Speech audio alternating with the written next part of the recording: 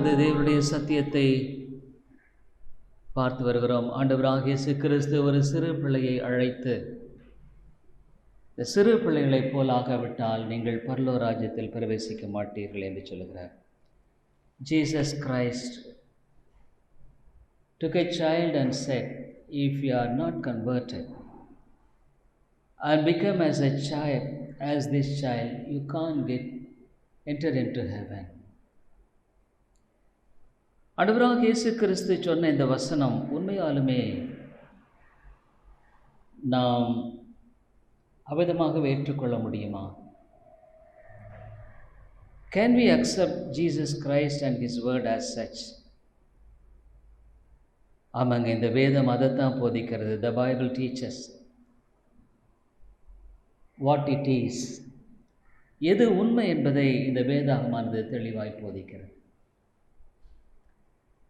அதில் ஒன்றும் குறைவில்லை, ஒன்றும் அதில் பிசகில்லை. There is nothing wrong in that. ஏன்னா இந்த வேதம் என்ன சொல்லுது? கிறிஸ்துவுக்குள் ஆம் என்றும் ஆமேன் என்றும் சொல்லுகிறது. It says amen. ஆகவே ஒரு சிறு பிள்ளையைப் போல தன்னை தாழ்த்தாவிட்டால் பரலோக ராஜ்யத்தில் பிரவேசிக்க முடியாது என்று இயேசு சொன்னது எவ்வளவு உண்மை என்பதை நாம் வேதத்தில் பார்த்து வருகிறோம். We continue to see how true it is.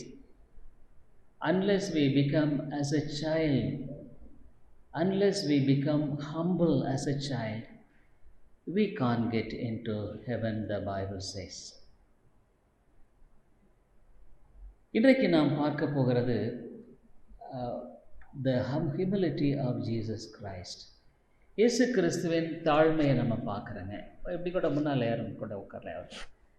We see the humility of Jesus. பிலிப்பியருக்கு எழுதின நிருபத்தில், Philippians 2nd chapter, பிலிப்பியர் 2வது அதிகாரத்தில் விதமாக நாம் வாசிக்கிறோம். Philippians 2nd chapter, the Bible tells about the humility of Jesus. இயேசு கிறிஸ்துவின் தாழ்மையை குறித்து வேதமானது சொல்லுகிறதை நாம் வாசிக்கிறோம். பிலிப்பியருக்கு எழுதின நிருபம் 2வது அதிகாரம். ஆதலால் கிறிஸ்துவுக்குள் யாதொரு, 1வது வசனத்திலிருந்து வாசிக்கிறேன். கிறிஸ்துவுக்குள் யாதொரு ஆறுதலும் யாதொரு ஆறுதலும், அன்பினாலே யாதொரு தேறுதலும், ஆவியின் யாதொரு ஐக்கியமும், யாதொரு உருக்கமான பட்சம் இரக்கங்களும் உண்டானால், நீங்கள் ஏக சிந்தையும் ஏக அன்புள்ளவர்களுமாயிருந்து இசைந்த ஆத்துமாக்களாய் ஒன்றையே சிந்தித்து என் சந்தோஷத்தை நிறைவாக்குங்கள். ஒன்றையும் வாதினாலாவது வீண் பெருமையினாலாவது செய்யாமல் மன தாழ்மையினாலே ஒருவரையொருவர் தங்களிலும் மேன்மையானவர்களாக எண்ண கடவீர்கள். அவனவன் தனக்கானவைகள் அல்ல பிறருக்கானவைகளையும் நோக்குவானாக. கிறிஸ்து இயேசுவில் இருந்த சிந்தையே உங்களிலும் இருக்க கடவுது சொல்றாரு. the mind of Christ, let the mind of Christ be in you. இயேசு கிறிஸ்துவின் சிந்தை என்னவாக இருந்தது? அவர் தேவனுடைய ரூபமாய் இருந்தும் தேவனுக்கு சமமாய் இருப்பதை கொள்ளையாடின பொருளாக எண்ணாமல் தம்மை தாமே வெறுமையாக்கி அடிமையின் ரூபம் எடுத்து மனுஷர் சாயலானார். அவர் மனுஷ ரூபமாய் காணப்பட்டு மரண பரியந்தம், அதாவது சிலுவையின் மரண பரியந்தமும் கீழ்ப்படிந்தவராகி தம்மை தாமே தாழ்த்தினார். He humbled himself unto death. வேதம் என்ன சொல்லுது? மரண பரியந்தம் தன்னை தாழ்த்தினார். Why should Jesus humble? இயேசு ஏன் தாழ்த்த வேண்டும்? Why humility is said here as an important aspect? தாழ்மை என்பது இந்த இடத்திலேயே முக்கியமானதாக சொல்லப்படுகிறது. Because why Adam and Eve lost the paradise? ஆதாம் ஏவாள் பரலோகத்தை, அதாவது ஏதேன் தோட்டத்தில் தேவனோடு இருக்கிற காரியத்தை ஏன் இழந்து போனார்கள்? Because of their pride. அவர்கள் பெருமை நிமித்தமாக இழந்து போனார்கள். What happened? என்ன நடந்தது? When the devil came and said, "You will be like God," they wanted to become like gods. நீங்கள் தேவனைப் போல் ஆவீர்கள் என்று சொன்ன உடனே அவர்களுக்கு ஒரு எண்ணம் வந்தது, நாம கூட ஏன் ஆண்டவரை போல மாறக்கூடாது? Why not we also become like God? Dear people, they fell down headlong. தலைகீழாக விழுந்து போனார்கள். They lost the paradise. பரலோகத்தை இழந்து போனார்கள். They were driven out. அவர்கள் துரத்தப்பட்டார்கள். So to restore humility in man, Jesus came into the world. அந்த தாழ்மையை திரும்ப ஒரு மனிதன் பெற்றுக்கொள்ளும்படியாகத்தான் இயேசு கிறிஸ்து இந்த உலகத்தில் வந்தார். Heaven is the place of humility. பரலோகம் தாழ்மையின் இடம். Where the plan of God for Jesus to come to the earth first came. இயேசு கிறிஸ்து இந்த பூலோகத்திலே வருவதற்கான முதலாவது அந்த திட்டத்தின் ஆரம்பம் எங்கே உண்டானது? It's in heaven. பரலோகத்தில் தான் உண்டானதுங்க. We see in heaven how they put off their crowns and worship the Father. இப்படி அங்கே மூப்பர்கள் எல்லாருமாக அந்த மகுடத்தை கீழே வைத்து பிதாவை பணிந்து கொள்கிறதை பார்க்கிறோம். So heaven is a place of humility. பரலோகம் என்பது ஒரு தாழ்மையின் இடம். Jesus came into the world to such a humble place like earth because he was having a mind of humility. இயேசு கிறிஸ்து இந்த உலகத்தில் இந்த உலகத்துக்கு ஏன் வந்தார்னா அந்த தாழ்மையின் சிந்தையை கொண்டிருந்ததுனால தான் அவர் இந்த உலகத்துக்கு வந்தார். தேவனுடைய ரூபமாக இருந்தோம். He was God. But he came into the world humbling himself as a man. ஒரு மனிதனாக தன்னை தாழ்த்தி இந்த உலகத்தில் வந்தார். Why he came? அவன் ஏன் வந்தார்? To restore humility in the soul of a man. ஒரு மனிதனுடைய ஆத்துமாவில் தாழ்மையை திரும்ப புதுப்பிக்கும்படியாகவே ஆண்டவர் வந்தார். Why Adam and Eve lost the paradise? ஆதாம் ஏவாள் ஏன் பரலோகத்தை இழந்து போனார்கள்? Because they lost the humility. தாழ்மையை இழந்து போனார்கள். They became proud. பெருமையாய் மாறி போனார்கள். Why in the world anybody loses heaven? இந்த உலகத்தில் யார் வேணுமானாலும் பரலோகத்தை இழந்து போகிறார்கள். It is because of the pride. பெருமைனால தாங்க. Why you are in such situation, no happiness, no joy in your life? உன் வாழ்க்கையில் என் சந்தோஷம் இல்லை, சமாதானம் இல்லை. It's because of your pride. உங்களுடைய பெருமை நிமித்தமாக. You want to be like a God. நீங்கள் ஒரு தேவனைப் போல ஆக விரும்புகிறீர்கள். Probably you may say, no, I don't want to become a God. நீங்கள் ஒரு வேளை சொல்லலாம், இல்லையே நான் கடவுளாக விரும்பலையே. Yes, when you want to have your own life on your own wisdom and authority. இந்த உலகத்தில் உங்களுடைய ஞானத்தையும் உங்களுடைய அதிகாரத்தையும் உபயோகப்படுத்தி வாழும்படியான ஒரு வாழ்க்கை உங்களுடைய வாழ்க்கையில் உங்களை கடவுளைப் போல மாற்றும்படியாக நீங்கள் செய்கிற பிரயாசத்தை காட்டுகிறது. Why you could not live in this world a life of joy and peace? இந்த உலகத்தில் ஏன் ஒரு சந்தோஷமான சமாதானமான வாழ்க்கையை உங்களால் வாழ முடியல? It is because you don't have humility. தாழ்மை என்பது உங்கள் வாழ்க்கையில் இல்லை.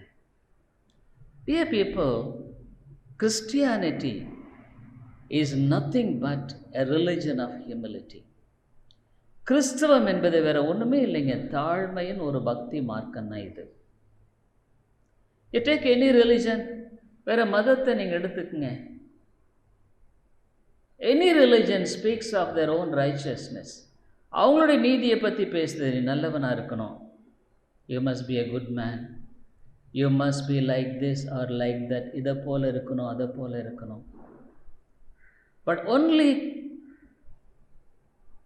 the Christianity speaks of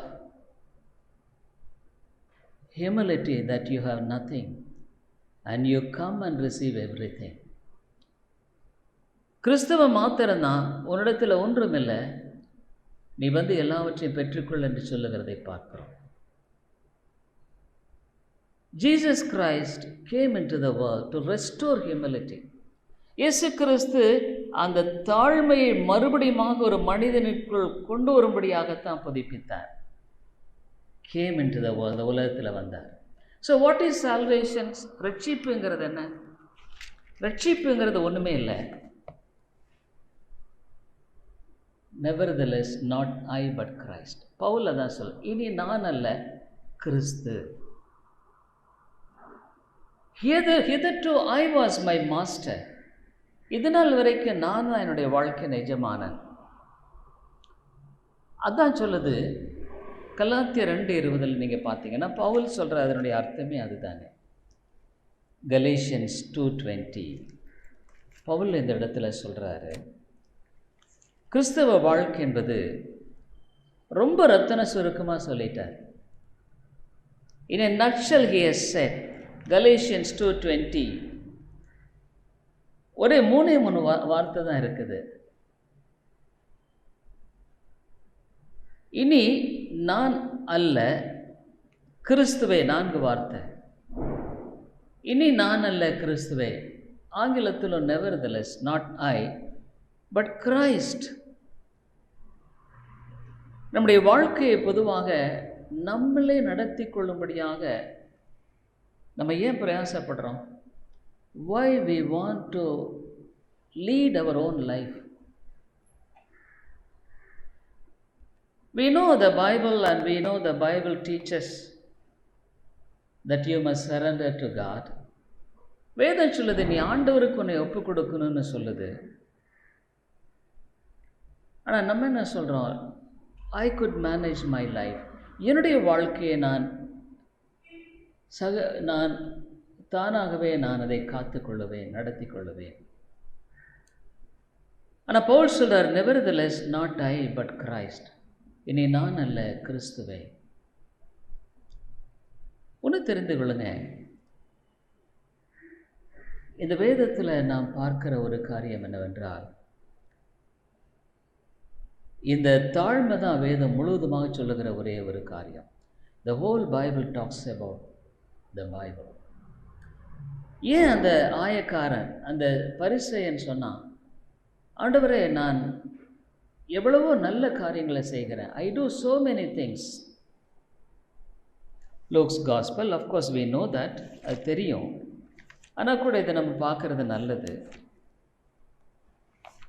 இங்கே நான் உதாரணத்துக்கு சொல்கிறேன், I could manage my life, oh God. ஆண்டவரே என் வாழ்க்கையை நான் நடத்தி கொள்ள போக முடியும். I have intelligence, எனக்கு அறிவு இருக்கிறது, எனக்கு பல காரியங்கள் இருக்கிறது. இவ்விதமாக சொல்லும்படியான ஒரு காரியத்தை தான் நம்ம இங்கே பார்க்குறோம். இங்கே நீங்கள் இந்த வேதம் முழுவதுமாக பார்க்கும் பொழுது ஒரே ஒரு காரியத்தை தான் பார்க்குறேங்க. ரட்சிப்புங்கிறது ஒன்றுமே இல்லைங்க, தாழ்மை தான் ரட்சிப்பு. What is salvation? Salvation is nothing but humility. Nevertheless not I but Christ. இனி நான் அல்ல, கிறிஸ்துவே. இங்கே பாருங்க, 16வது அதிகாரம், Luke's gospel 18th chapter 10th verse. 2 மனுஷர் ஜெபம் பண்ணும்படி தேவாலயத்துக்கு போனார்கள். பரிசேயன் என்ன சொல்றாரு? நான் பரிகாரர், அநியாயக்காரர், விபச்சாரக்காரர் ஆகிய மற்ற மனுஷரை போல இல்லை. I am not like that other people. I could manage my life. என் வாழ்க்கையை நானே பார்த்துக்குவேன். I know how to handle my life. என்னுடைய வாழ்க்கையை நான் எப்படி கையாளுங்கிறது எனக்கு தெரியும். Dear people, why your life is not being blessed?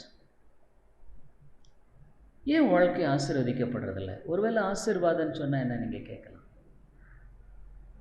ஆபிரகாமை பார்த்து ஆண்டவர் அழைத்தார். when God called Abraham, I will bless you, அப்படித்தான் அழைச்சார். ஆபிரகாமை பார்த்து உன்னை ஆசீர்வதிப்பேன்னு சொன்னார். Already he was in Ur, a city which was well developed. நல்ல வளர்ந்த ஒரு பட்டணம், ஊருங்கிற பட்டணத்திலிருந்து அழைச்சார். hope he was a rich man. Abraham ஒரு ஐஸ்வர்யவானாக இருந்திருப்பான்.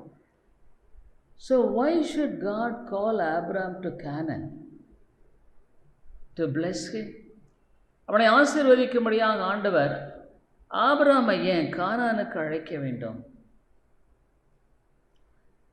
In Ur, he was carrying on his own life with his own wisdom. Abraham அவனுடைய வாழ்க்கை அவனுடைய ஞானத்தோடு கூட அந்த ஊரில் வழி நடத்தி கொண்டிருந்தான். இப்போ கானான் தேசத்தில் வந்த பின்னால் அவன் வாழ்க்கையில் என்ன மாற்றம் ஏற்பட்டது? What is the change which took place in the life of Abraham when he came to Canaan? He depended on God.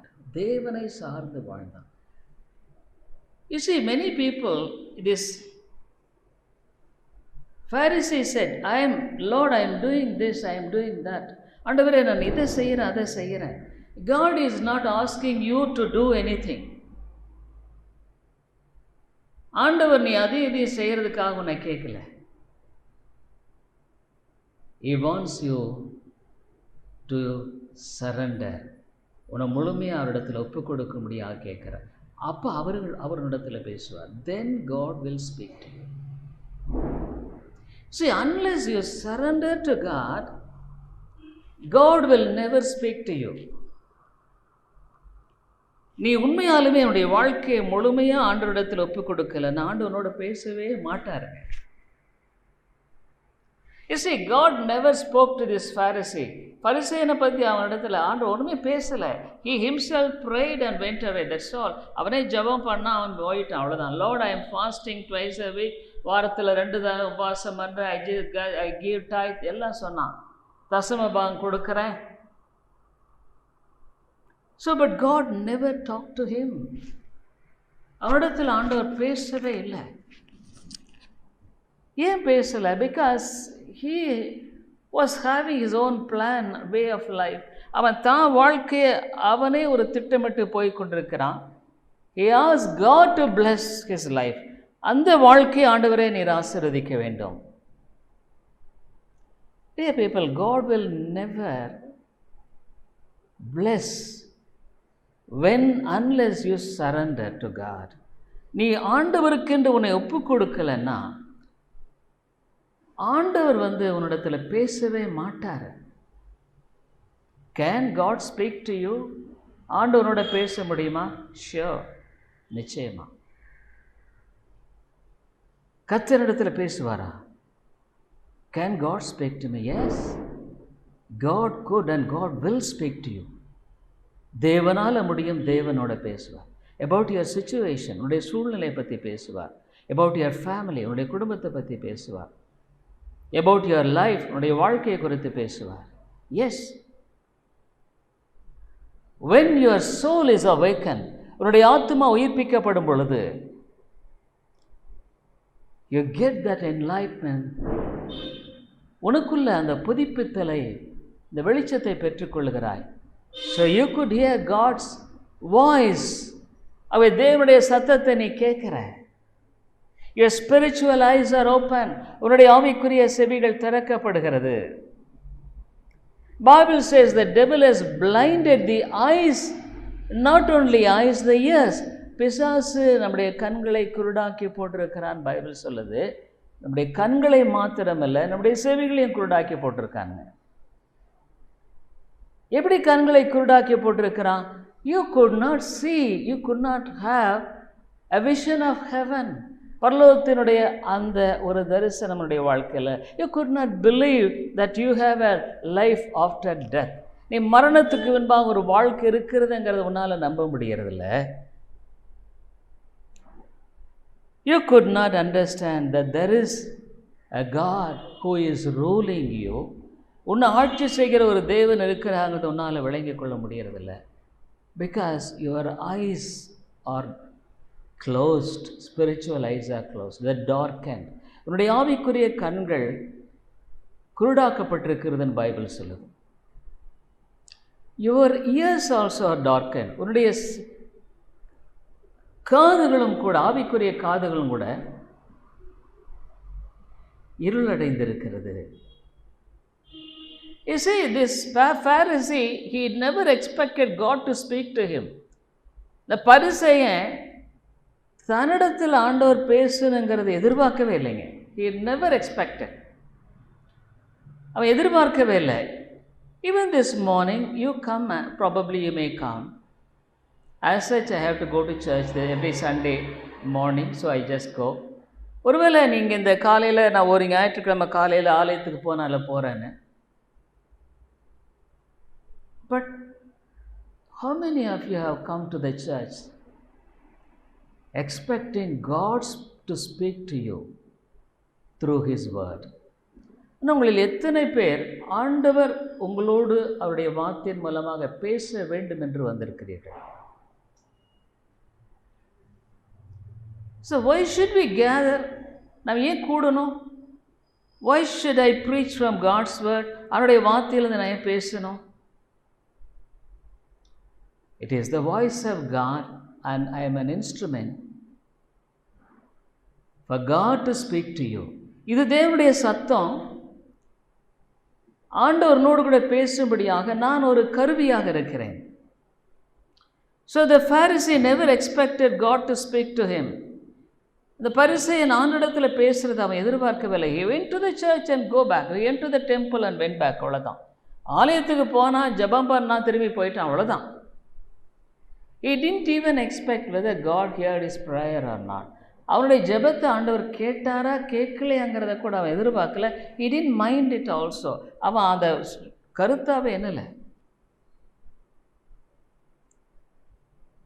But this publican meant it when he came to the temple.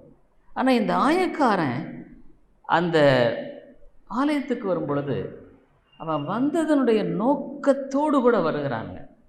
He was a broken man. உடைப்பட்ட ஒரு மனுஷன்.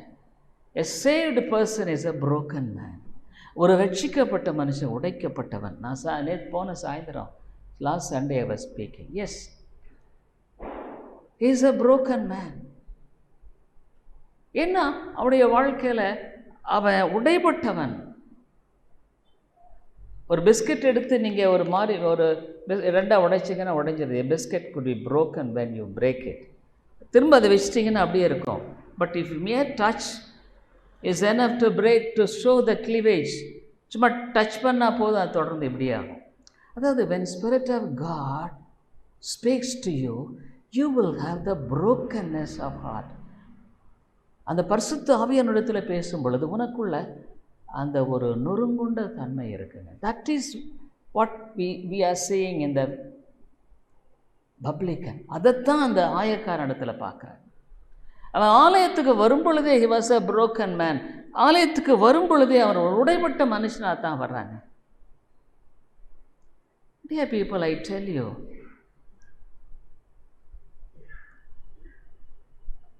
unless we humble ourselves, we can't hear God's voice. நம்மை தாழ்த்தல நானுடைய சத்தத்தை கேட்க முடியாது. He went and prayed, not long prayer. ஒரு பெரிய ஜெபம் இல்லை. he just expressed his need, அவ்வளோதான். அவருடைய தேவையை அங்கே போய் சொன்னான், அவ்வளோதான், வேறு ஒன்றுமே சொல்ல. he didn't pray a long prayer, பெரிய ஜெபத்தை செய்யலை. Lord, ஆண்டவரே, you are God, have mercy, எனக்கு தேவையானது உம்முடைய இரக்கம், உம்முடைய கிருபை, on me. அவ்வளோதான் சொன்னான். பாவியாக என் மேல் கிருபையாயிரும், have mercy upon me a sinner. வேறு ஒன்றுமே அவன் சொல்லலைங்க. why we are not saved? நம்ம ஏன் ரட்சிக்கப்படுறதில்ல? is it that because we don't read much of the Bible, வேதத்தை நிறைய வாசிக்காததுனாலையா? is it that because we don't pray much, அதிகமாக ஜெபம் பண்ணதுனாலையா? we are not willing to say to God what is our real need. நம்ம உண்மையான தேவை என்ன என்பதை ஆண்டவரிடத்தில் சொல்ல நம்ம மறுக்கிறோம், விரும்புறதில்லை. we don't want God to intervene in our lives. நம்முடைய வாழ்க்கையில் தேவன் இடைப்பட விரும்புகிறதில்ல. it's all because of our pride. we don't want to humble. நம்முடைய பெருமை நிமித்தமாக தாழ்த்த நம்ம விரும்புகிறதே கிடையாதுங்க. every week you come to the church, ஒவ்வொரு வாரம் நீங்கள் ஆலயத்துக்கு வர்றீங்க. but in how many families you have the peace and joy? உங்களுடைய எத்தனை குடும்பங்களில் உண்மையான சந்தோஷம் இருக்குது? நான் நேர்மையாக கேட்குறேன். is it all this Christianity? இதுதான் கிறிஸ்தவமா? is it all an empty words, simply going and sitting and hearing? ஏதோ வெறுமையான வார்த்தையை போய் உட்காந்து ஆலயத்தில் கேட்குறது தான் கிறிஸ்தவமா? அப்படின்னா அந்த ஆலயத்துக்கு வராமல் இருக்கிறதே it's far better. I tell you, it's better not to come to the church even. why should I waste time by going to the church? நான் ஆலயத்துக்கு போய் ஏன் என் நேரத்தை வீணாக்கணும்? is it all the work? இதுதான் என்னுடைய பணியா? is it all a Christianity? இதுதான் கிறிஸ்தவமா? year by year, வருஷம். is it that Jesus is a fiction? இயேசு ஒருவேளை கட்டுக்கதையா? how about the people who could testify the great change took place in the hearts of people?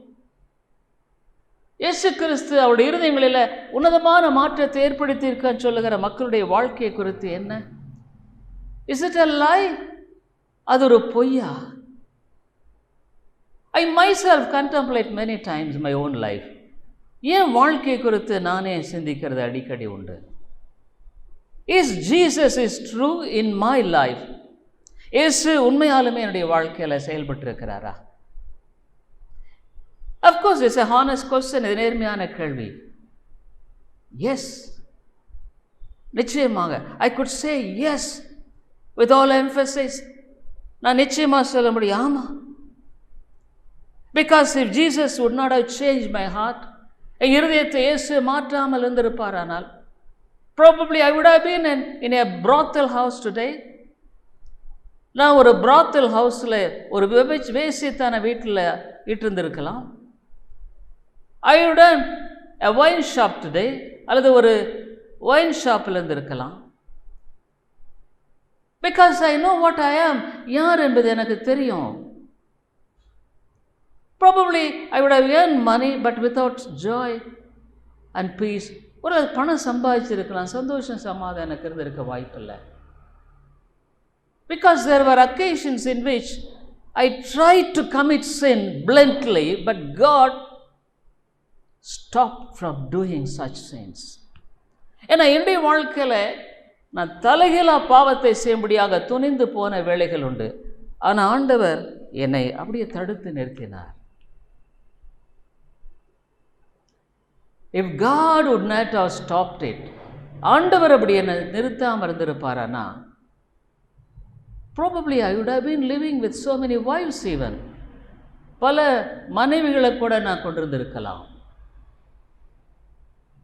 so I could not deny that God has changed me. ஆகவே தேவன் என்னை மாற்றி இருக்கிறார் என்பதை என்னால் மறுக்க முடியாது. I can't deny the joy and peace which God has given in my life. என்னுடைய வாழ்க்கையில் தேவன் கொடுத்திருக்கிற சந்தோஷ சமாதானம் என்னால் மறுக்க முடியாது.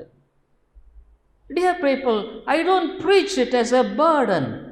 ஒரு பாரமா பிரசங்கம் பண்ணல. It's not my mere job. பிரசங்கம் பண்ணுறது என்னுடைய ஏதோ ஒரு வேலை இல்லை.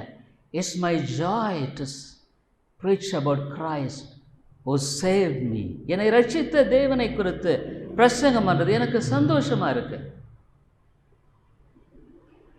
Is completely not natural to me. எனக்கு அது இயற்கையானது அல்ல.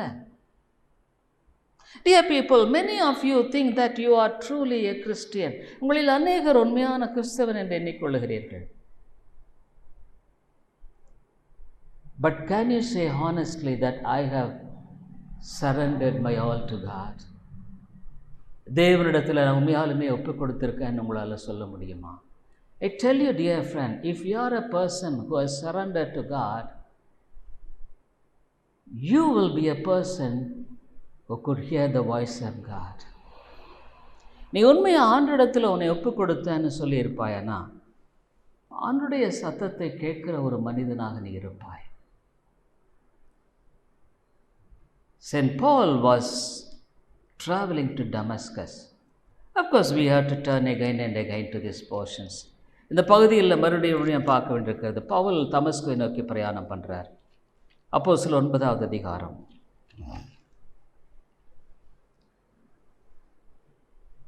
He said, Lord, what thou want me to do? நான் என்ன செய்ய சித்தமாயிருக்கிறீர்? I ask honestly this morning, can you surrender to God? Lord, saying, Lord, I want to surrender 100% to you now. ஆண்டவரே, நான் 100% நான் இந்த நாளில் என்னை தாழ்த்த விரும்புகிறேன். Probably you may ask you, what is this 100% surrender? 100% surrender ஆகிறது என்னன்னு கேட்கலாம். Are you willing to surrender yourself first? முதலாவது உன்னை நீ தாழ்த்த இருக்கிறையா? Are you willing to surrender your family to God? உடைய குடும்பத்தை தேவனிடத்தில் பலிபீடத்தில் வைக்க நீ ஆயத்தமாக இருக்கியா? Lord, do as you please, my wife, my husband, my children. ஆண்டவரே, என்னுடைய மனைவி, என்னுடைய கணவன், என்னுடைய பிள்ளைகள் நீர் விரும்புகிற வண்ணமாக அவருடைய வாழ்க்கையில் செய்தரலாம். Lord, I surrender my money to you. ஆண்டவரே, என்னுடைய பணத்தை உமக்கு நான் சரண்டர் பண்ணுறேன். Dear people, God has taught me one lesson. தேவன் எனக்கு ஒரு பாடத்தை கற்றுக் கொடுத்துருக்கார். We spend around 10,000 rupees for broadcasting the messages to other countries and many places. மற்ற நாடுகளுக்கும் மற்ற இடங்களுக்கும் இந்த செய்தி அனுப்புறதுக்காக ஏறக்குறைய 10,000 ரூபாய் ஒரு மாதம் நம்ம செலவு பண்ணுறோம். We spend around 10,000 rupees. Yes, we get it almost 1/3 from the church. The rest of the money I put. 3/4 சபையில் எடுக்கிற மீதி பணத்தை நான் போடுறேன். I don't claim that this is my money. இது என்னுடைய பணம்னு சொல்கிறதில்ல. Why? The word of God is reaching people. மக்களை தேவனுடைய வசனம் சந்திக்கிறது. Every week we hear how people are being blessed by hearing God's word. தேவனுடைய வார்த்தை கேட்கிற ஜனங்கள் எத்தனை மக்கள் பிரசங்கிக்கிறார்கள். Yesterday I received a WhatsApp வந்தது. I really am glad about that. குறித்து சந்தோஷப்படுறேன். He said, I am a regular hearer of your preaching. நான் உங்களுடைய பிரசங்கத்தை நான் தொடர்ச்சியாக கேட்குற ஒருவன். நீங்கள் இந்த பிரசங்கத்தில் சொன்னீங்க, I think last week I believe, போன வாரம் நினைக்கிறேன், Moses the people deliver from Egypt, எகிப்திலிருந்து வந்த மக்கள் 6 லட்சம், 6 lakhs,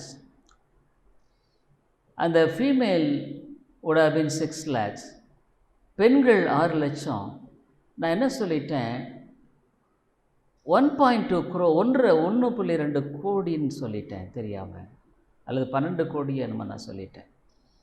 அவர் எழுதியிருக்கார், நான் அதை ஃபுல்லாக சொல்லியிருக்கார், பாஸ்டர் நீங்கள் அந்த தப்பாக சொல்லிட்டீங்க. ஐ எம் ரியலி கிளாட், சந்தோஷப்பட்டேன். அட்லீஸ்ட் அதை கூட ரொம்ப உன்னிப்பாக அவர் கேட்குறாரு. I don't know from where which place, yes, எங்கேருந்து பேசுகிற எனக்கு தெரியாது.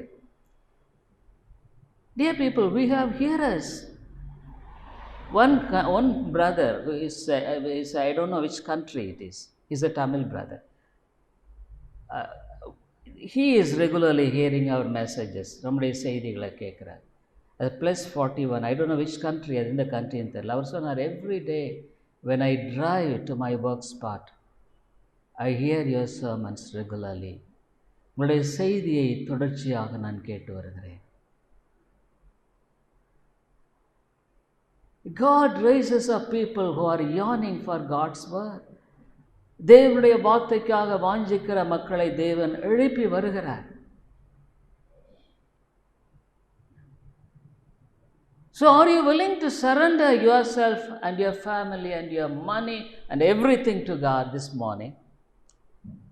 நீ உன்னுடைய எல்லாவற்றையும் ஆண்டவருடைய பலிபீடத்தில் சமர்ப்பிக்க ஆயத்தமாக இருக்கிறையா? Yes, God is great. தேவன் மிக பெரியவர். He will never do harm to me. அவர் எனக்கு ஒரு நாளும் தீங்கு செய்ய மாட்டார். Why I am suffering? Because I don't surrender to God. நான் ஏன் பாடு கஷ்டம் இந்த மாதிரி சந்தோஷம் இல்லாமல் சமாதானம் இல்லை வாழ்றேன்னா, ஆண்டவருக்கு நான் ஒப்பு கொடுக்கறதில்ல. Are you willing to surrender? Saint Paul சொன்னார், ஆண்டவரே நான் என்ன செய்ய சித்தமாக இருக்கிறேன்? What do you want me to do? Dear people, saved is surrendering. ரட்சிக்கப்படுறதுன்னா surrender. Are you truly saved? நீ ரட்சிக்கப்பட்டிருக்கியா? Have you surrendered to God? தேவனுக்கு என்று நீ உன்னை அர்ப்பணித்திருக்கிறியா?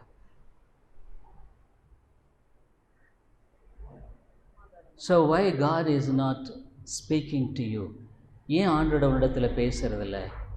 Why God is not speaking to you about your family? என் குடும்பத்தை குறித்து ஆண்டவர் என்னிடத்தில் பேசுறதில்ல. Why God is not speaking to you about you? உன்னை குறித்து ஆண்டவர் பேசுறதில்ல. Why you are not saved? ரட்சிக்கப்படல. Why you don't have peace and joy of the Lord? Yes, கர்த்தருடைய சந்தோஷம் சமாதானம் வாழ்க்கையில் இல்லை. Why? There are so many whys in your life. ஏங்கிற கேள்வியும் வாழ்க்கையில் நிறைய இருக்கு. From where the answer will come, do you think? எங்கிருந்து பதில் வரும்னு நீ நினச்சிட்டு இருக்கீங்க? The answer could come only from God. தேவனிடத்திலிருந்து மாத்திரம்தான் பதில் வரும் என்பதை நீங்கள் தெரிந்து கொள்ள வேண்டும். It's only from God. தேவனிடத்திலிருந்து மாத்திரம்தாங்க பதில் வரும். Only from God. He is God, அவர் தேவன். So the Lord Jesus Christ came from heaven, humbling.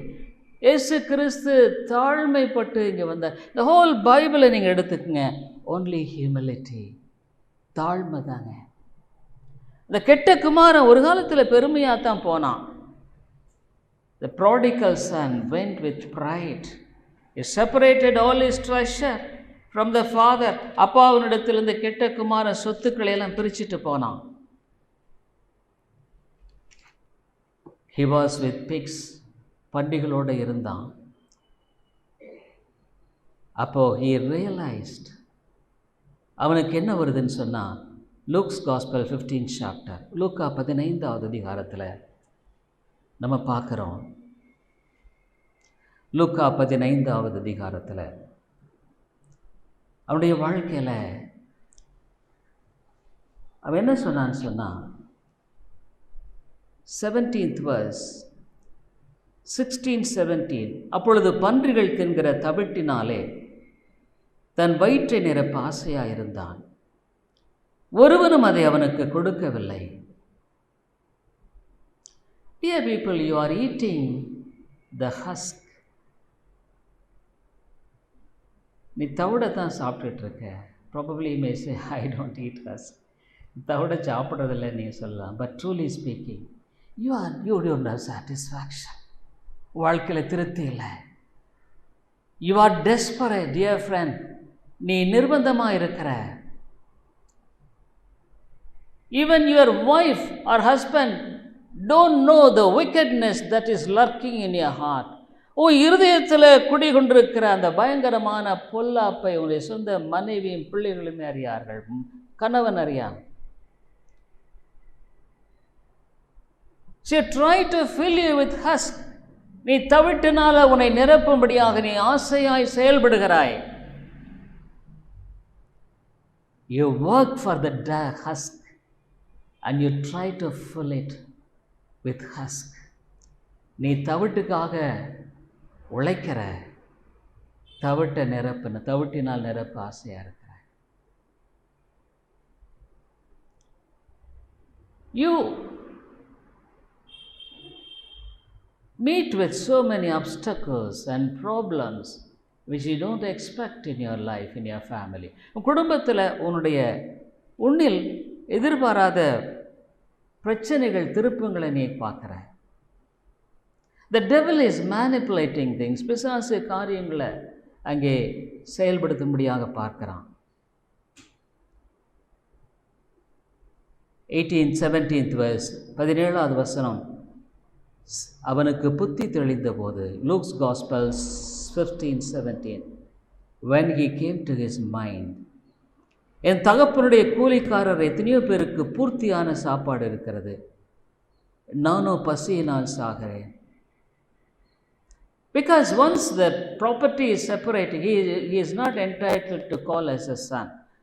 சொத்தை பிரிச்சுட்டு மகனுங்கிற பேச்சே இடமில்லைங்க.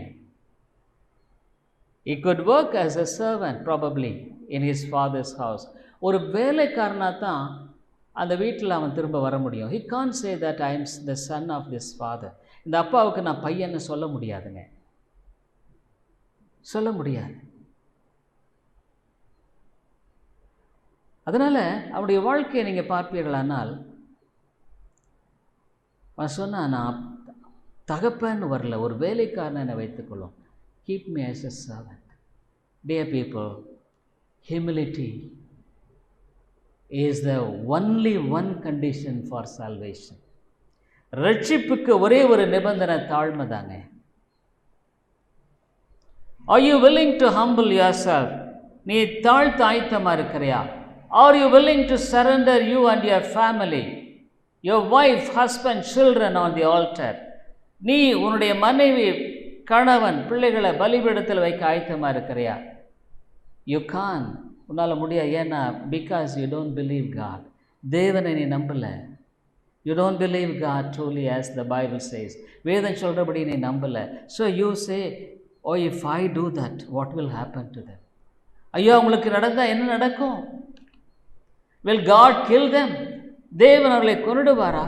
When Abraham was asked to put on the altar the Isaac, ஈசாக்க பலிபீடத்தில் வைன்னு சொன்னப்போ, he was not wavering, தடுமாறல.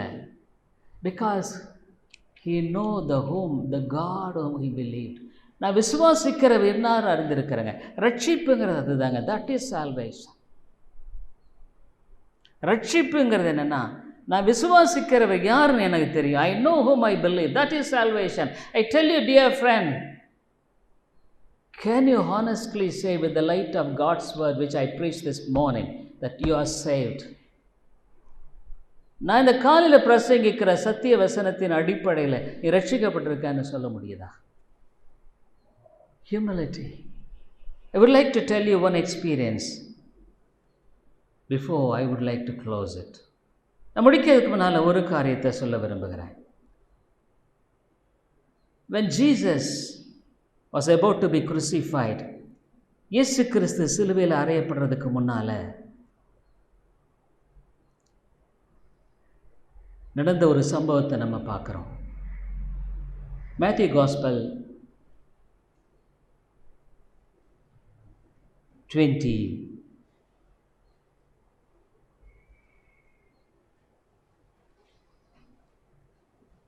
Matthew Gospel 20th chapter, 18th verse onwards, 18 onwards. Luke's Gospel 22nd, Luke's Gospel 22nd. லூக்கா எழுதின சுவிசேஷம் 22வது அதிகாரம் 13 அவர்கள் போய், it talks about Lord's Supper, கர்த்தருடைய பந்தியை குறித்து. அவர்கள் போய் தங்களிடத்தில் அவர் சொன்னபடியை கண்டு பஸ்காவை ஆயத்தம் பண்ணினார்கள். வேளை வந்தபோது அவரும் அவருடனே கூட 12 அப்போஸ்தலரும் தந்தியிருந்தார்கள். அப்பொழுது அவர் அவர்களை நோக்கி, நான் பாடுபடுகிறதற்கு முன்னே உங்களோடு கூட இந்த பஸ்காவை புசிக்க மிகவும் ஆசையாயிருந்தேன்.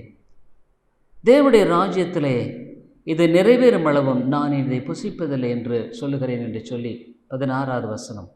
பாத்திரத்தை எடுத்து ஸ்தோத்திரம் பண்ணி, நீங்கள் இதை வாங்கி உங்களுக்குள்ளே பங்கிட்டுக் கொள்ளுங்கள். தேவனுடைய ராஜ்யம் வரும் அளவு நான் திராட்சை பழ ரசத்தை பானம் பண்ணுவதில்லை என்று உங்களுக்கு சொல்லுகிறேன் என்றார். 19 பின்பு அவர் அப்பத்தை எடுத்து ஸ்தோத்திரம் பண்ணி அதை பிட்டு அவளுக்கு கொடுத்து, இது உங்களுக்காக கொடுக்கப்படுகிற என்னுடைய சரீரமாயிருக்கிறது, என்னை நினைவு கூறும்படி இதை செய்யுங்கள் என்றார். போஜனம் பண்ணின பின்பு அவர் அந்தப்படியே பாத்திரத்தையும் கொடுத்து, இந்த பாத்திரம் உங்களுக்காக சிந்தப்படுகிற என்னுடைய இரத்தத்தினால் ஆகிய புதிய உடன்படிக்கையாக இருக்கிறது என்றார். பின்பு இதோ என்னை காட்டி கொடுக்கிறனுடைய கை என்னுடனே கூட பந்தி இருக்கிறது. தீர்மானிக்கப்பட்டபடியே மனுஷகுமாரன் போகிறார், ஆனாலும் அவரை காட்டி கொடுக்கிற மனுஷனுக்கு ஐயோ என்றார். அப்பொழுது அவர்கள், நம்மில் யார் அப்படி செய்வான் என்று தங்களுக்குள்ளே விசாரிக்க தொடங்கினார்கள். 24 அன்றியும் தங்களில் எவன் பெரியவனாயிருப்பான் என்று அவர்களுக்குள்ளே வாக்குவாதம். There was a quarrel among the disciples. Who is யாரு பெரியவன்? Who is big? See, you want to become big.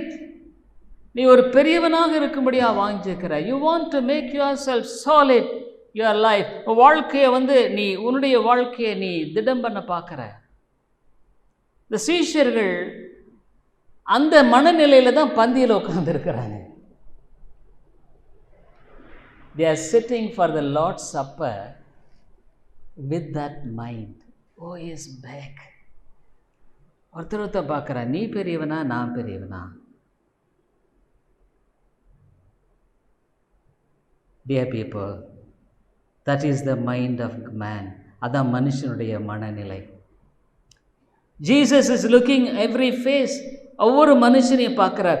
ஜென்ரலாக the custom of Jews is, யூதர்களுடைய பழக்கம் என்னென்னா, இவ்விதமான இந்த புசிப்புக்கு முன்பாக, இந்த விதமான காரியங்களுக்கு முன்பாக அவங்க என்ன பண்ணுவாங்கன்னா, அந்த வீட்டு வேலைக்காரன் அங்கே பாத்திரத்தை எடுத்து தண்ணீரை எடுத்து அவன் அவங்க எல்லா காலையும் கழுவுவானுங்க. வந்திருக்கிற எல்லாருடைய காலையும் அந்த வீட்டு வேலைக்காரன் கழுவு. ஏன்னா Israel is a dusty area, ஒரு ரொம்ப அழுக்கான ஒரு பகுதி. அந்த பகுதியில் கால் எவ்வளோ அழுக்காக இருக்குன்னு நீங்கள் நினச்சி பாருங்கள். How that feat would have been. இந்த வேளையில் அவர் என்ன பண்ணுறாரு, இயேசு கிறிஸ்து அவ்விதமான வேளையில் அங்கே செய்கிற காரியத்தை பார்க்குறார். Nobody is willing to be humble. தாழ்த்தும்படியாக யாருமே இல்லை, ஒருவருமே இல்லை.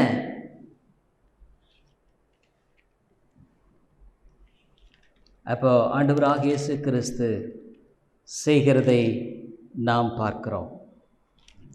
ஜான்ஸ் காஸ்பல், யோவான் எழுதின சுவிசேஷம். இவ்விதமாக இங்கே ஆண்டவராகிய இயேசு கிறிஸ்து செய்யும்படியான காரியத்தை குறித்து நாம் பார்க்கிறோம். அவர் அவ்விதமாக இந்த சீஷர்களுக்கு முன்பாக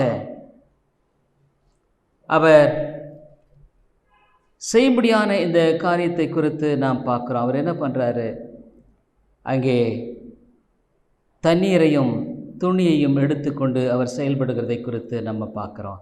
We see he took the towel and he was there ready to wash the feet of the disciples. அவங்க யார் பெரியவனாக இருப்பான் என்று பேசிக்கொண்டிருக்கிறார்கள். ஆனால் இயேசு கிறிஸ்து யோவான் 13வது அதிகாரத்தை பாருங்க. யோவான் 13வது அதிகாரத்தில் generally the servant only used to wash the feet of the guests. வந்திருக்கிற விருந்தாளிகளுடைய காலை அங்கே வேலைக்காரன் தான் கழுவுவான். ஆனால் அவர் செய்கிறத நீங்கள் பாருங்கள். John's Gospel 13th chapter. அங்கே 4வது வசனத்திலிருந்து வாசிக்கிறேன். போஜனத்தை விட்டெழுந்து வஸ்திரங்களை கழற்றி வைத்து, ஏன்னா nobody was willing, யாருமே ஆயத்தமாக இல்லை to wash the feet. Generally that is the custom of the Jews. அது யூதர்களுடைய வழக்கம். வந்த விருந்தினருடைய பாதங்களை காலை கழுவிட்டு தான் சாப்பிடுவாங்க. they will eat. But nobody is willing. யாருமே அதுக்கு ஆயத்தமாக இல்லை. But the God himself humbled. தேவன் அங்கே he took, போஜனத்தை விட்டு எழுந்து வஸ்திரங்களை கழற்றி வைத்து ஒரு சீலை எடுத்து அறையிலே கட்டிக்கொண்டு பின்பு பாத்திரத்தில் தண்ணீர் வார்த்து சீஷருடைய கால்களை கழுவவும் தாம் கட்டி கொண்டிருந்த சீலையினால் துடைக்கவும் தொடங்கினார். Dusty feet are all being washed. அழுக்கான பாதங்கள் எல்லாம் கழுவுறாரு.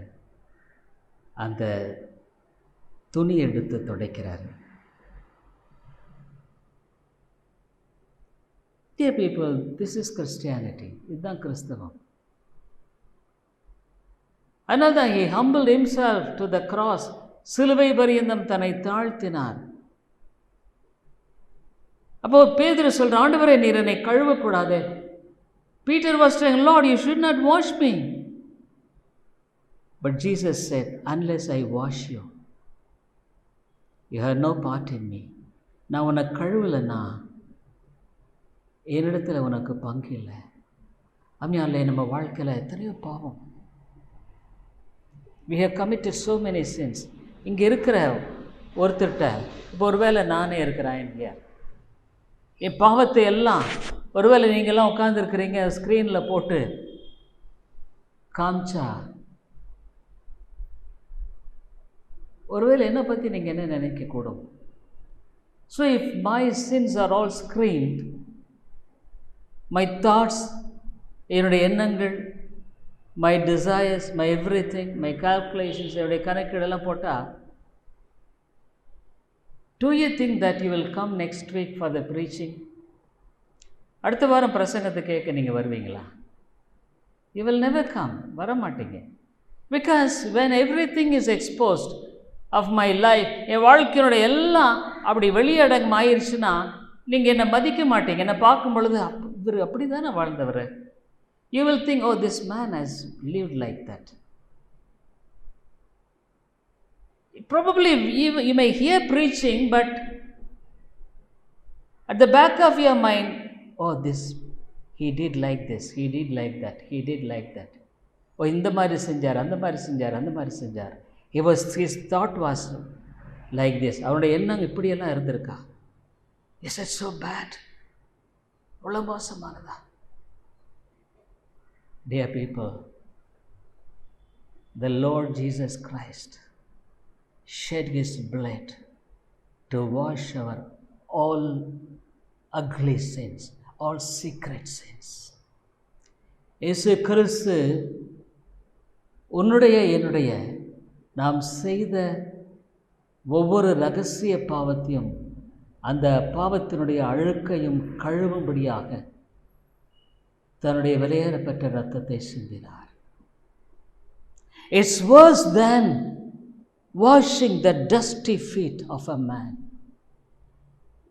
ஒரு அழுக்கு படிந்த ஒரு பாதத்தை கழுவுவதை விட அவருடைய இரத்தத்தினால கரைபடிந்து போன அநேக ஆண்டுகளாக என்னுடைய இரத்தம் கரைபடிந்து பாவத்தினுடைய இருப்பிடமாக இருக்கிற இதை கழுவுகிறார் என்று சொன்னால் அதுக்கு அவருக்கு தாழ்மை இல்லாமல் கழுவ முடியாதுங்க. If he is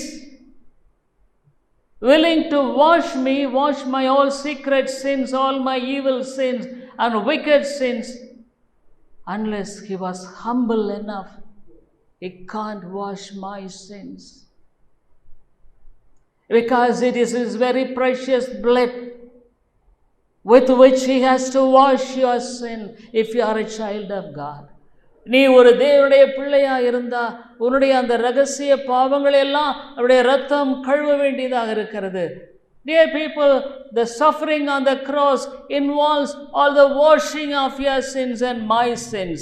உன்னுடைய பாவங்களையும் என்னுடைய பாவங்களையும் கழுவுகிறதும் அவருடைய ரத்தத்தினால கழுவுகிறதும் தாங்க அந்த சிலுவையில் நடந்த ஒரு நிகழ்வு. Don't think simply he nailed the cross. சிலுவையில் அறைந்தப்பட்ட அந்த மாத்திரமல்ல. It is a very precious blood to wash a wretched sinner's sin, the abundant sin. ஒரு திரளான பாவங்களை, ஒரு நிர்பந்தமான மனுஷனுடைய பாவங்களை கழுவி அவனை ஒரு புதிய மனுஷன் ஆக்குறார் பாருங்களேன். He makes a new man. The power of the blood of Jesus Christ. இயேசு கிறிஸ்துவின் ரத்தம். Yes, he was washing the feet of Judas Iscariot. யூதாஸ் காரியத்தினுடைய காலை கூட அவர் கழுவுறாருங்க. No bitterness, எந்த கசப்பு இல்லை. He knew that Judas is going to betray him. யூதாஸ் தன்னை காட்டி கொடுக்க போகிறாங்கிறது தெரியும் அவருக்கு. But he was washing the feet of Judas as with love of others, the same love with which he washed the feet of Judas.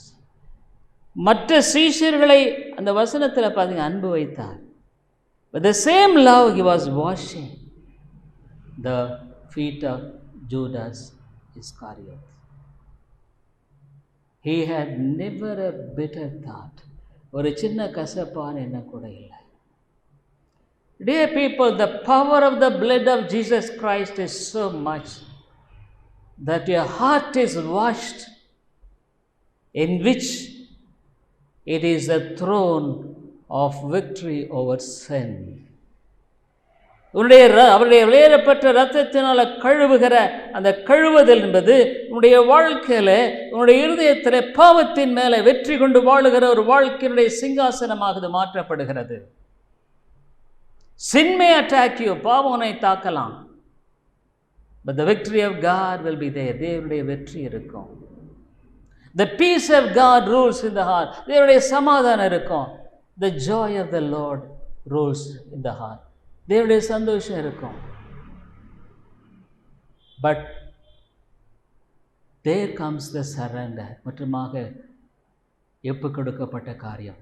Dear people, God does two things. I am very frank with you. நான் உடத்தில் தெளிவாக பேசுகிறேன். This is the Bible which teaches. I believe it 100%. இது வேதம் போதிக்கிறது, நான் அது 100% விசுவாசிக்கிறேன்.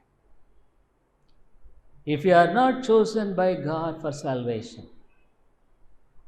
நீ தேவனால் தெரிந்து கொள்ளப்படாத ஒரு நபராக இருப்பாயானால், every my sermon will harden your heart.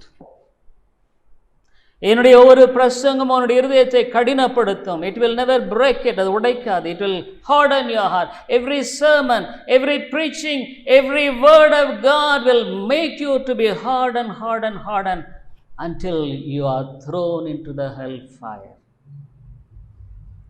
நரகத்தில் உன்னை தூக்கி வீசி எரிய மட்டுமாக உன்னுடைய இருதயம் கடினப்பட்டேதான் இருக்கும்.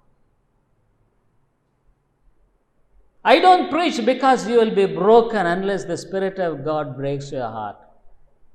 பரிசுத்த ஆவியானுடைய இருதயத்தை உடைக்கலைன்னா இந்த பிரசங்கம் உன்னை உடைக்குன்னு நான் எதிர்பார்த்து பிரசங்கிக்கல. But I know one thing, உனக்கு தெரியும். Either it will harden your heart, உன்னுடைய இருதயத்தை இன்னும் கடினப்படுத்தும், அல்லது it will break your heart, உன்னுடைய இருதயத்தை உடைக்கும்.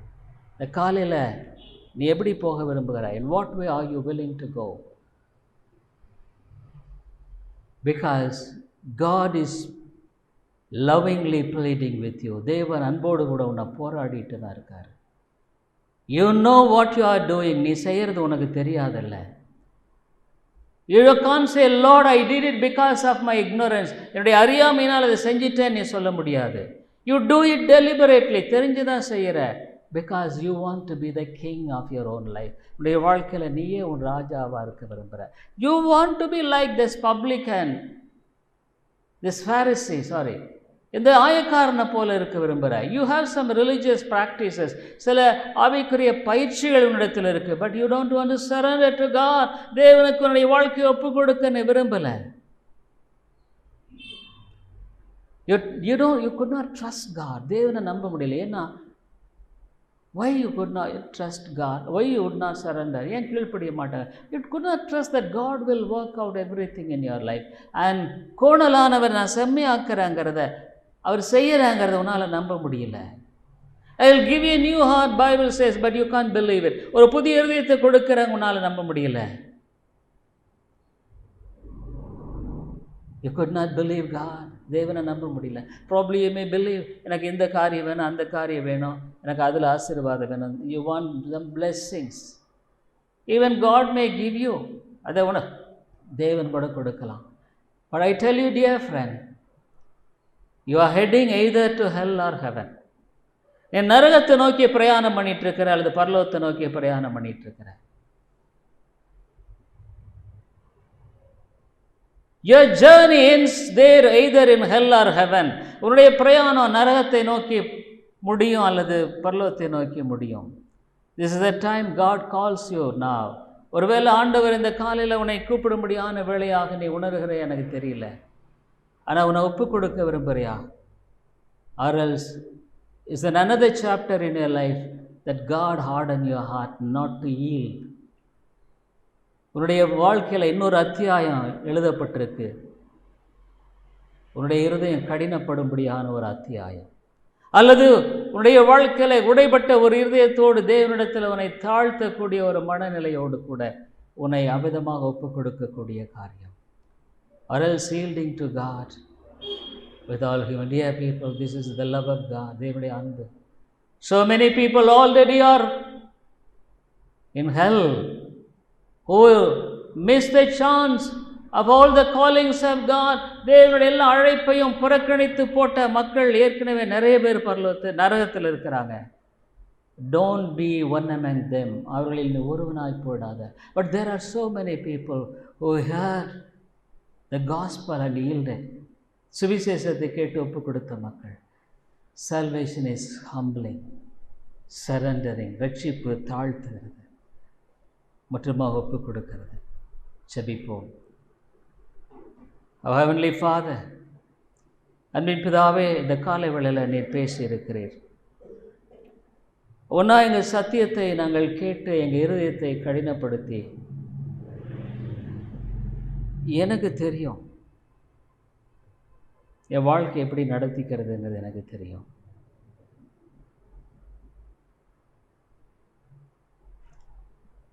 ஆண்டவரே, உமக்கு நான் ஒப்பு கொடுக்க வேண்டிய அவசியம் இல்லை. என்னை நீர் ஆசீர்வதியும். நான் வாரத்தில் இந்த வாரம் இந்த காரியம் செய்கிறேன், அந்த காரியம் செய்கிறேன், ஆலயத்துக்கு போகிறேன், பாரு, அதோட ஸ்டாப் இட் பிளேஸ். என்னை ஒப்பு கொடுக்கும்படியாக எதிர்பார்க்காது. தேவாதி தேவனாகிய நீர் ஒருவேளை தாழ்மையாய் பாதங்களை கழுவீரானார், என்னால் முடியாது. என்னுடைய இருதயத்தில் இருக்கிற கசப்பை யாராலும் எடுத்து போட முடியாது. The bitterness in the heart, nobody can take it away. அருமையாளே, என்னுடைய வாழ்க்கையில் எவ்வளோ காலம் கசப்பினால் நீ நரகத்துக்கு போகிறதுக்கு, உன் பாவத்தை விட பாவத்துக்கு பரிகாரம் வந்த அந்த விமோச்சனத்தையெல்லாம் நீ வேண்டான்னு சொல்லிட்டேயே. நீ இயேசுவான உன்னை அழைத்த வேளையிலெல்லாம் நீ சொல்லிட்டீர், ஆண்டவரே நான் பார்த்துக்கிறேன் என்னுடைய காரியத்தைன்னு சொல்லிட்டீரே. இன்னொரு நாளும் நான் பார்த்துக்கிறேன்னு சொல்லிட்டு இந்த இடத்த விட்டு நீ போக பார்க்குறியா? இல்லை ஆண்டவரே, என்னால் தெரியல, எனக்கு ஒன்றுமே புரியல, நான் ரட்சிக்கப்பட்டிருக்கேன்னு எனக்கு தெரியல ஆண்டவரே. நான் ஒருவேளை ரட்சிக்கப்பட்டிருக்கா நினச்சிட்டு இருக்கேன். ஆனால் இந்த வசனங்களெல்லாம் கேட்கும்போது என் வாழ்க்கையில் நான் எங்கே இருக்கிறேன்? என் வாழ்க்கையில் சந்தோஷம் இல்லை, சமாதானம் இல்லை, விடுதலை இல்லை. பாவத்திலிருந்து விடுதலை எனக்கு இல்லை. இன்னும் என்னுடைய வாழ்க்கையில் அநேக ரகசியமான விதத்தில் நான் செய்து கொண்டிருக்கிற காரியங்கள் இருக்கத்தான் செய்து, எத்தனையோ மனிதர்களை குறித்த ரகசிய பாவங்கள் என்னுடைய இருதயத்தில் மண்டி கிடக்கிறது. ரகசியம் வெளிப்படும், ஆனால் ஒரு நாள் நிச்சயமாக அது வெளிப்படுகவில்லை, நான் வெட்கப்பட்டு போக வேணும். அல்லது அநேகருடைய வாழ்க்கையில் முன்பாகவே அது வெளிப்படுத்தி விடுகிறீர். ஆவியானவரே, நீர் பேசும், கிருபையாயிரும் ஆண்டவரே. ஒருவரும் தன்னுடைய வாழ்க்கையில் தன்னுடைய பெருமை நிமித்தம் ஆதாமேவாளை போல அந்த மோட்ச ராஜ்யத்தை இழந்து போக வேண்டாம். சிலுவையில் ஆண்டவரே நீ சிந்தின ரத்தம் எங்களுடைய இரகசிய பாவங்கள், பொல்லாத பாவங்கள், வெளியே சொல்லக்கூடாத பல பாவங்கள் இருக்கு ஆண்டவரே. வெளியே சொல்ல முடியாது. என் மனைவியினிடத்தில் சொல்ல முடியாது, என் கணவனிடத்தில் சொல்ல முடியாது, என் பிள்ளைகளிடத்தில் சொல்ல முடியாது. இந்த பாவங்கள் என் உள்ளத்தில் அவ்வளவு ஆழமாக பதிந்திருக்கிறது. அநேக சமயங்களில் இதிலிருந்து நான் வெளிவர பிரயாசப்பட்டால் என்னால் முடியல. மன்னியும் ஆண்டவரே என்று சொல்வோமானால் நமக்கு நம்பிக்கை இருக்கிறது. அல்லது பொருளாசை, பணம் பணம் என் வாழ்க்கையில் ஆண்டவரே உமக்கு நான் எதுவுமே ஒப்புக் கொடுக்க முடியாத மட்டுமாக நான் உமக்கு எதிராய் போராடுகிறேன், முள்ளில் உதைக்கிறேன். மன்னியும். இயேசுவின் நாமத்தில் ஜெபிக்கிறோம் எங்கள் நல்ல பிதாவே. ஆமென்.